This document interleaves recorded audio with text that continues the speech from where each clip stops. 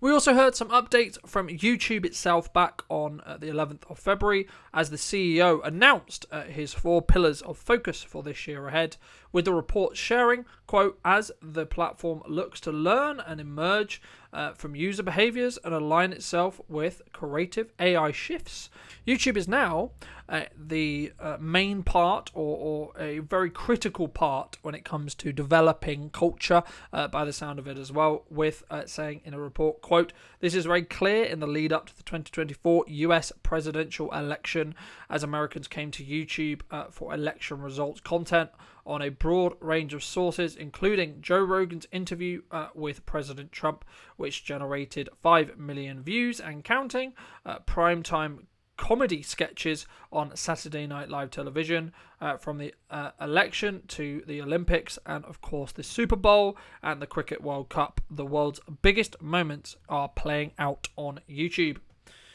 They also then shared, and the CEO also went into a bit more detail, then sharing that he feels that video podcasting is a great new step on YouTube as a whole as well. Quote, we long invested in a podcast experience, and creators have found that videos make this format even more compelling. This year, we have rounded out more tools to support podcasters, improved monetization for creators, and make it even easier for people to discover podcasts.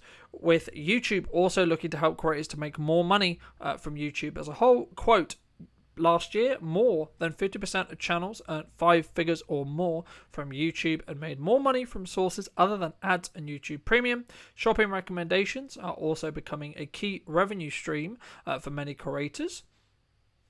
And they also saw a big jump last year in more than 40% increase in channel membership as a whole. And he ended off by talking about connected TVs and the fact that people are watching a lot more YouTube on TV, right? And we're seeing that big shift. We saw and we covered a couple of shows ago that YouTube is now was the first to hit 10 to I think it was 11% or so over Netflix, specifically in regards to streaming, watching as well. But the CEO said, quote, as many creators produce content for the bigger screen, we began we bring the best of YouTube to TV, including a second screen experience that lets you use your phone to interact with the video you're watching on TV. For example, to leave a comment or make a purchase.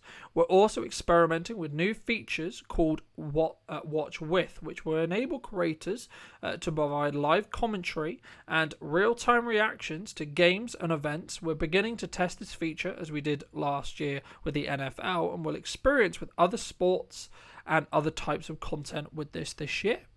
They're also aware that some children, and they want to start safeguarding children a lot more because children being children will lie in regards to their age. So they are, quote, using machine learning in 2025 to ensure and help evaluate a user's age. And this is mostly to make sure that if a video is age gated or is designed for adult consumption, that it can't be consumed by a teenager. And it will also, I think, kind of help if there is a lot of terminology and a lot more jurisdictions go down the road of YouTube isn't really included in these bans yet, but it could be when it comes to social media bans for anyone under the age of 16 that we've also covered in the show previously. But that is obviously a big set of announcements and a big culture shift for YouTube specifically. Are you seeing changes on YouTube? Is your behaviors changing on YouTube on how they are looking, or you're personally consuming that content when it comes to your preferences for YouTube? Are you watching more on telly? Are you consuming podcasts through video?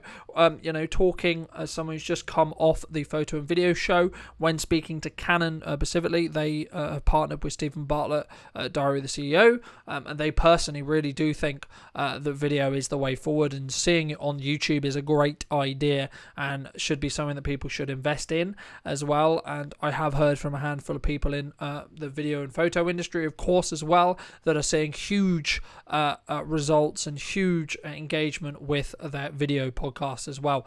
So if maybe that's something that you could consider as a business or should consider as a business. And of course, if you want to have that conversation, let me know. But if you did enjoy this video or anything else I discussed in this episode, I'd love to hear what you think in the comment section down below. If you're new to the channel, why not be subscribed? I'll be back very, very soon with some brand new content covering how you can leverage video, what gear to use for your video production company or just starting creating videos, etc. But then also, obviously what's going on social media and how you can use it to continue to grow your brand in 2025 and beyond. So thank you ever so much for coming back and joining me, and I'll see you very, very soon.